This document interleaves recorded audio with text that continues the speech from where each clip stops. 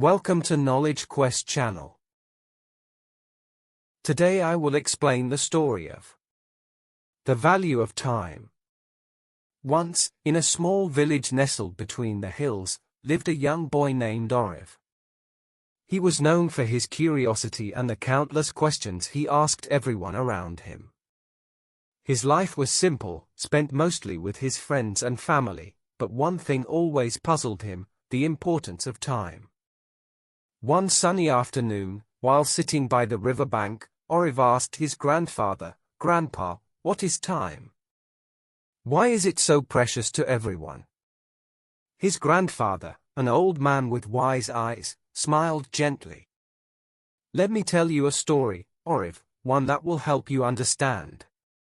Years ago, when his grandfather was young, there was a great king named Raja Vikram.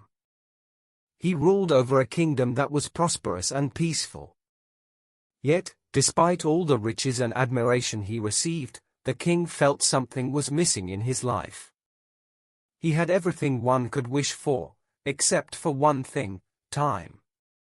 He had no time to enjoy his wealth, to spend with his family, or even to explore the world.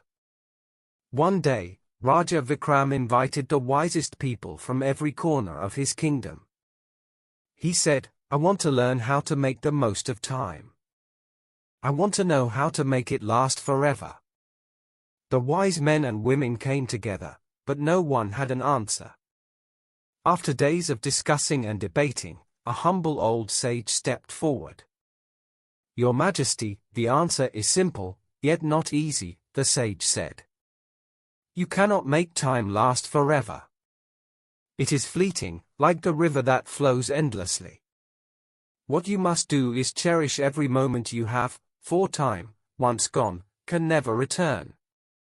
The king listened intently, but his mind remained restless. "I understand," he said, "but how do I ensure that I am using my time wisely?" The sage smiled. "Time is like a garden, Your Majesty. If you plant seeds of good deeds, love, and knowledge, the garden will flourish. But if you waste your time on greed and selfishness, the garden will wither." King Vikram took the sage's advice to heart. From that day on, he made an effort to spend his time wisely. He devoted time to his family, listened to his people, and worked towards the betterment of his kingdom.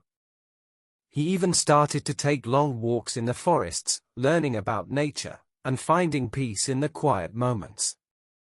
As the years passed, Raja Vikram became a beloved ruler, not because of his wealth, but because of the time he spent enriching the lives of others. His people admired him for his kindness, wisdom, and the way he balanced his responsibilities with the simple pleasures of life. But there was something even more valuable he learned in his later years. Time, he realized, wasn't just about what one did with it, it was also about how one felt about it. A life spent in worry or regret was a life wasted, for time should be appreciated in the present, not postponed for some future moment. One evening, as Raja Vikram sat in his royal garden, watching the sunset with his family, he thought about the advice the sage had given him. He had lived a full life, one that was rich in experiences, moments of laughter, and shared joys. In that peaceful moment, he finally understood the true value of time. Oriv's grandfather paused for a moment before continuing. "You see, Oriv, time is precious because once it passes, it is gone forever. You can never turn back the clock. So, make every moment count. Be kind, be wise, and most importantly, be present." Oriv nodded, his young mind grasping the wisdom of the story. From that day on, he began to live his life with more purpose, cherishing the moments with his family and friends, understanding that the value of time wasn't just in its passing, but in how it was lived. And so, as the years went by, Oriv learned that the most valuable treasure one could possess was not gold or jewels, but the time spent wisely and with love.